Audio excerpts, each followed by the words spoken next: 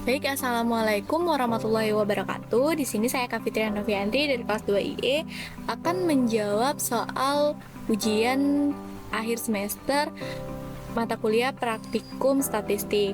Nah, untuk mempersingkat waktu, di sini saya sudah menjawab soal-soal berikut ini.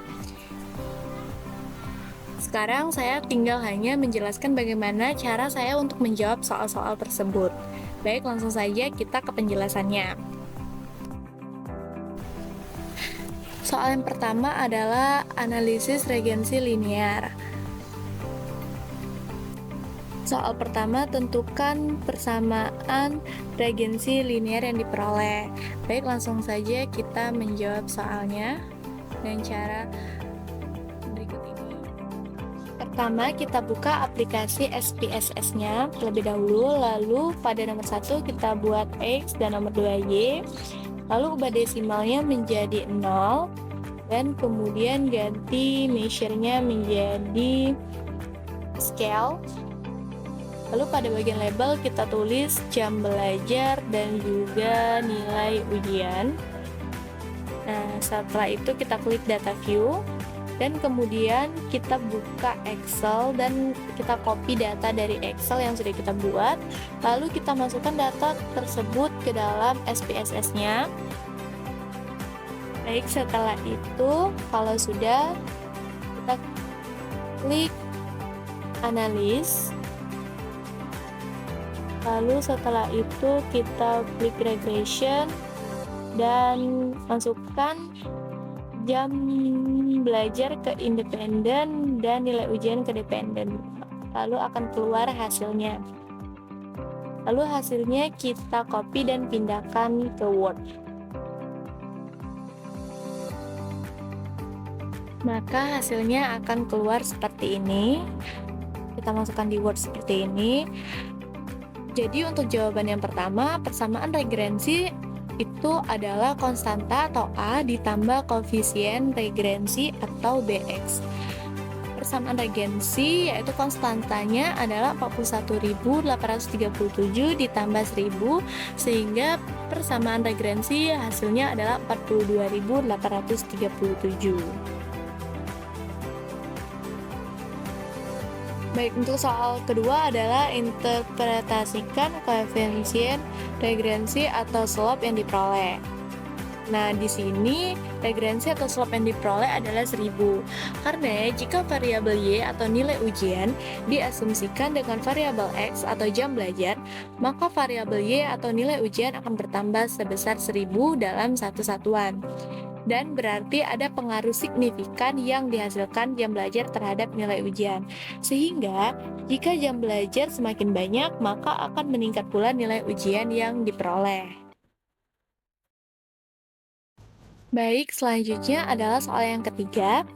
Apakah ada hubungan yang signifikan antara jumlah jam belajar dan nilai ujian?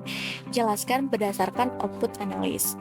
Baik, berikut ini adalah penjelasan untuk soal nomor 3. Langsung saja kita akan melakukan prakteknya. Baik, setelah itu kita kembali ke SPSS, lalu kita klik analis lagi, lalu klik correlate dan bivariate. Kemudian kita masukkan nilai ujian dan jam belajar, lalu klik OK. Maka hasilnya akan keluar seperti ini dan kita masukkan hasilnya ke Word. Baik, pertanyaannya, apakah ada hubungan yang sangat signifikan antara jam belajar dan nilai ujian? Jawabannya adalah iya, ada hubungan yang sangat signifikan atau yang sangat kuat antara jam belajar dan nilai ujian, karena hasil yang diperoleh dari interferensi koefisien sebelumnya adalah 1000. Sedangkan menurut pedoman pemberian interferensi, konvensi, dan korelasi tersebut, apabila interval koefisiennya 0,80 sampai 1,00 atau 80 sampai 1000, itu tingkat hubungannya adalah sangat kuat.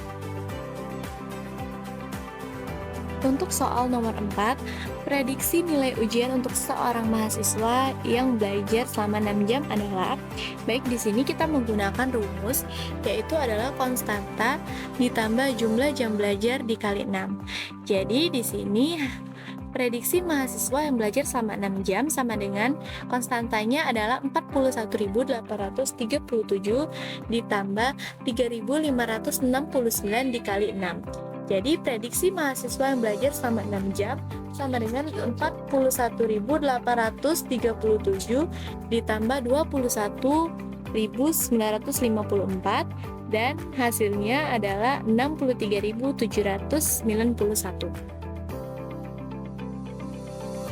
Lanjut, yang soal kedua adalah uji hipotesis.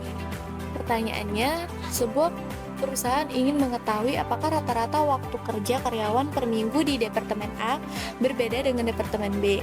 Data sampel yang diperoleh adalah sebagai berikut. Baik, kita langsung saja melakukan uji hipotesisnya. Pertama-tama, kita buka Excel terlebih dahulu untuk mengcopy data kedua yang ada di Excel. Nah, lalu setelah itu sudah di-copy, kita buka ke SPSS, lalu di bagian variable view di nomor 3 kita ketik Departemen A dan Departemen B, lalu desimalnya kita ubah menjadi 0 dan measure-nya kita ubah menjadi scale. Juga kita ketik kelas di desimal kita ubah menjadi 0 lagi dan di measure-nya kita ubah jadi scale. Lalu baru kita kembali ke variabel ke data view, lalu setelah itu paste data yang sudah kita copy tadi, lalu kemudian kita klik analysis, lalu setelah itu klik compartments, lalu klik independent sample t-test, lalu masukkan Departemen A dan B ke dalam tes variabel dan kelas ke dalam grouping variabel. Lalu setelah itu kita klik define group, kemudian di grup 1 kita tulis 1 dan di grup 2 kita tulis 2, lalu continue dan oke. Maka hasilnya akan keluar. Setelah itu kita masukkan kembali hasilnya ke dalam Word. Soal nomor 1, tentukan hipotesis 0 atau H0 dan hipotesis alternatif atau H1. Di sini hasilnya H0 sama dengan tidak ada perbedaan yang signifikan antara waktu kerja rata-rata Departemen A dan Departemen B, dan H1 sama dengan ada perbedaan yang signifikan antara waktu kerja rata-rata Departemen A dan Departemen B sesuai hasil yang sudah kita analisis tadi. Dijelaskan bahwa nilai SIG sebesar 0,214 lebih besar dari 0,05, yang dimana artinya tidak ada perbedaan rata-rata antara waktu kerja karyawan per minggu antara Departemen A dan Departemen B. Soal kedua, hitung nilai t-test statistik dan derajat kebebasan atau DF. Di sini t statistik sama dengan min 1,255 seperti yang ada pada tabel hasil hipotesisnya tadi. Sedangkan derajat kebebasannya atau DF itu adalah 63. Soal nomor 3, tentukan nilai kritis dan keputusan uji. SIG-nya sama dengan 0,214 dan 0,214 lebih besar dari 0,05, sehingga hal tersebut mengartikan bahwa hipotesis pertama atau H0 diterima dan sedangkan hipotesis alternatif atau H1 ditolak. Soal keempat, apa kesimpulan yang dapat diambil dari uji hipotesis tersebut?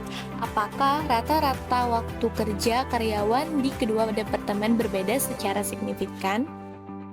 Baik, jawabannya adalah rata-rata waktu kerja karyawan di kedua departemen tidak berbeda secara signifikan, di mana hipotesis pertama atau H0 diterima, sedangkan hipotesis alternatif H1 itu ditolak.